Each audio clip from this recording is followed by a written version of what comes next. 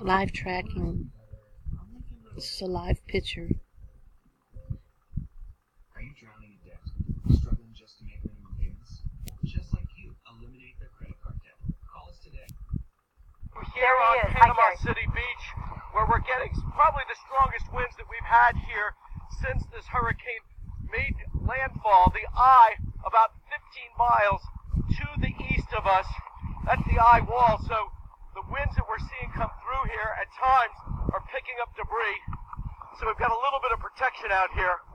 What's going to happen in a little bit is we're going to see with the winds changing directions here that the Gulf of Mexico, which has been holding off a little bit, is going to have the wind coming from the backside or off the water. And that's going to begin to push the water onto shore. That's the storm surge.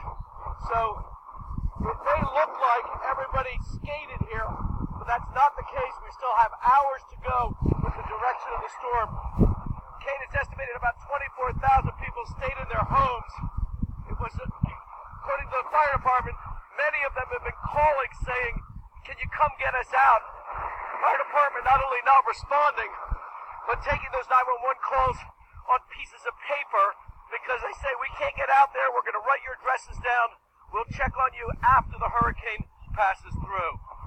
Kate, it's like impossible to hear you out here, but what I can report is there has been minor structural damage, the power lines are out, but we have not gotten any reports of anything dramatically taken out. We still have hours to go.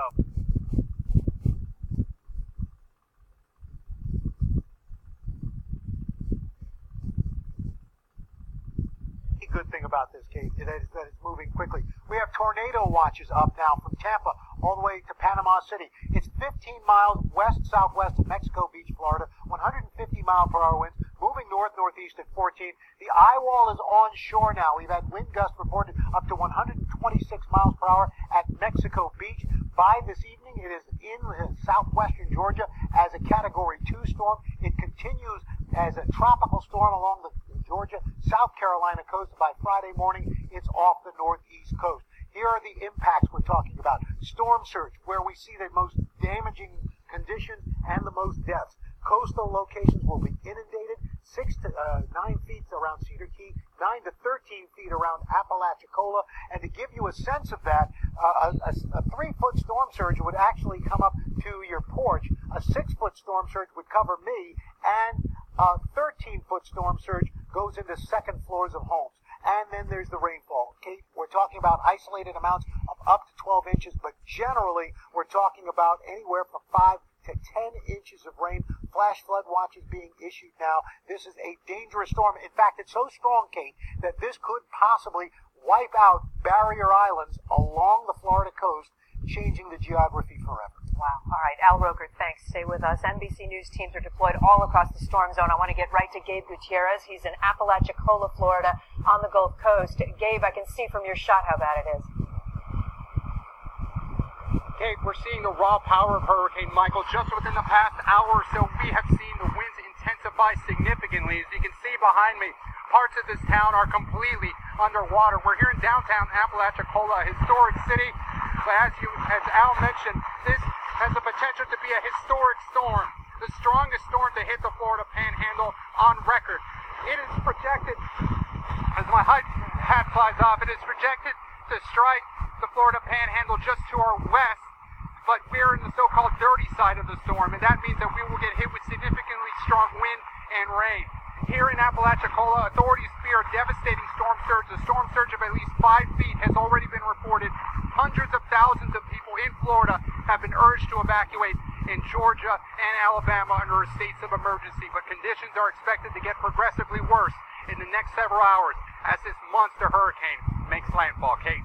Gabe, are you seeing people there, or is that town fairly evacuated? This is the downtown area, Kate. We spoke with the mayor of a town just to our west, Port St. Joe, closer to where the eye will hit. He says about half of his town did not evacuate. Here in Apalachicola, the downtown businesses have been boarded up. Most of the residents have left, thankfully, but there are still areas where people decided not to heed the warnings and have decided to stay. The question will be, how high will the storm surge rise over the next couple hours, and especially with high tide tonight?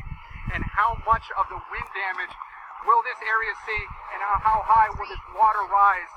Despite despite all those people that have already left, there's still plenty of danger for those who stayed. However, it is now too late to evacuate because, as you can see, Michael is already here.